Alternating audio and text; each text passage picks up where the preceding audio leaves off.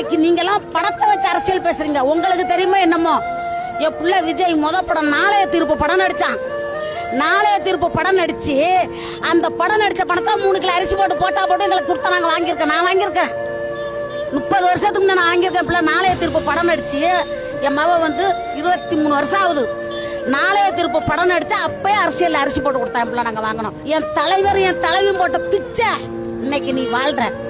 அன்னைக்கு என் தலைவர் ஜெயலலிதா போடணும்னா திருக்கோளையில இருப்பேன். இது நடந்திருக்கும் கண்டிப்பா. நாங்க போட்ட பிச்சையில என் தாய் என் தலைவர் நடிச்ச பழத்துல நீ வந்து ஆண்டுகிட்டு போய் தமிழ்நாட்டை ஏமாத்தி கையில வச்சு அலையிற.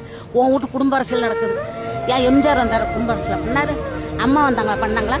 அதே மாதிரி என் பிள்ளைய வரான் பண்ண மாட்டான். நேர்மையான அரசியல் பண்ணுவான்.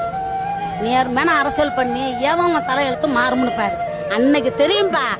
நீங்க பாருங்களா, அது நடக்கும் கண்டிப்பா. புள்ள உட்கார வச்சுட்டோம்னா என் புள்ள அந்த பூமியை விட்டு மறைகிற வரைக்கும் புள்ள தான் எம்ஜிஆர்.